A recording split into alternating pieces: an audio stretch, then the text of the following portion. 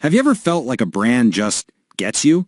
Like truly understands you? Well, today, we're pulling back the curtain on the secret behind that feeling. It's called market segmentation, and we're going to break down exactly how companies seem to read your mind. No, really, think about it for a second. You're just scrolling through your phone and bam, an ad pops up that is so unbelievably perfect, it's almost spooky. Or you walk into a store and there it is, the exact thing that solves a problem you were literally just thinking about. I'm telling you, that's not a coincidence. It's not magic. It's a very deliberate and powerful strategy at work. And that strategy is called market segmentation. The whole idea is actually pretty simple. You just can't be everything to everyone. It's impossible. So instead of shouting one single message to a massive crowd, smart companies divide that crowd into smaller, like-minded groups, and then they whisper directly to them. I mean, this quote just says it all, doesn't it? It's just common sense. It's about being smart and efficient.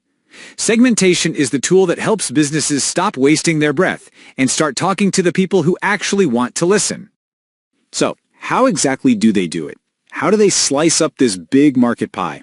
Well, there are 4 main ways, and we're about to go on a quick tour of each one. Think of these as the 4 main lenses marketers use to see who we really are as customers. First up is the one you're probably most familiar with, demographic segmentation. This is all about the hard stats, the quantifiable stuff, like your age, your gender, your income level. A super simple example is any big clothing store, like H&M.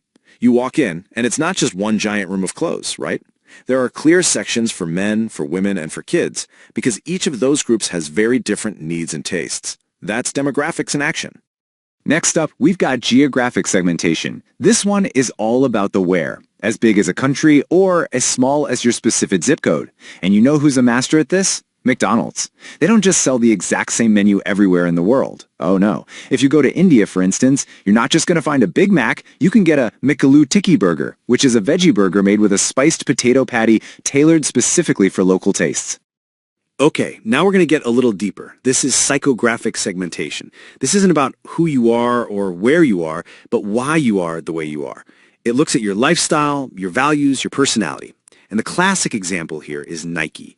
Their whole just do it thing, that's not just for professional athletes. It's aimed at anyone, anywhere who has that driven, get it done spirit. It's about selling a mindset, and that creates an emotional bond that's way stronger than just selling sneakers. And finally, we have what a lot of marketers consider the real game changer, behavioral segmentation. This one is simple. It doesn't care who you say you are, it only cares about what you actually do. It's tracking your purchases, how often you buy, your loyalty to brands. The absolute king of this, of course, is Amazon. Their recommendation engine is constantly watching what you search for, what you click on, and what you buy, all to predict what you're going to want next.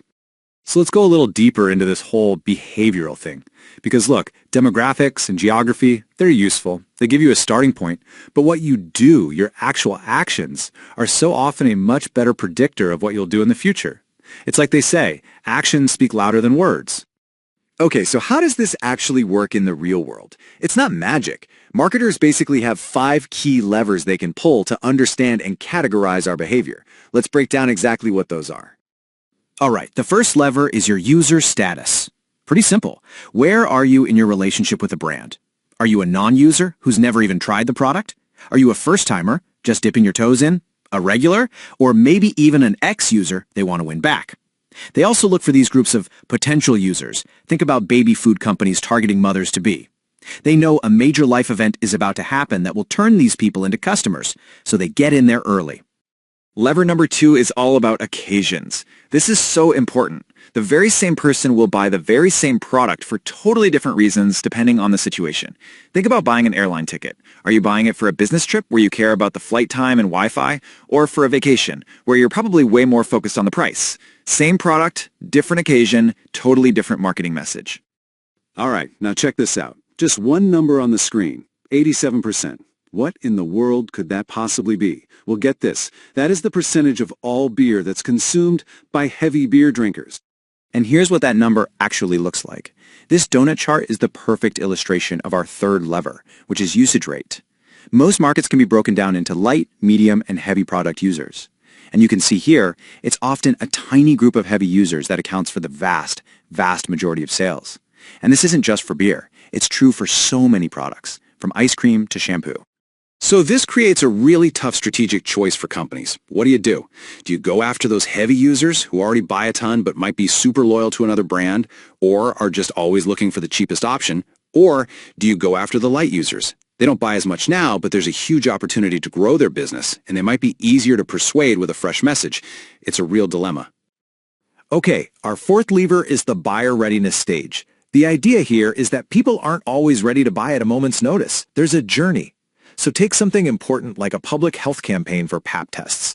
First, for women who are unaware, you have to just build basic awareness with a simple message. For those who are aware, but maybe not convinced, you might dramatize the benefits to create interest. Then, for those who are interested, you provide more information and maybe motivate them to take that final step with an offer for a free exam. You meet people where they are. And the fifth and final behavioral lever is loyalty status. So think about your own shopping habits. Are you a hardcore loyal? The kind of person who buys the exact same brand of coffee every single time, no matter what? Or are you a split loyal, who maybe rotates between 2 or 3 favorites? Or are you a switcher, who has zero loyalty and just buys whatever's on sale that week?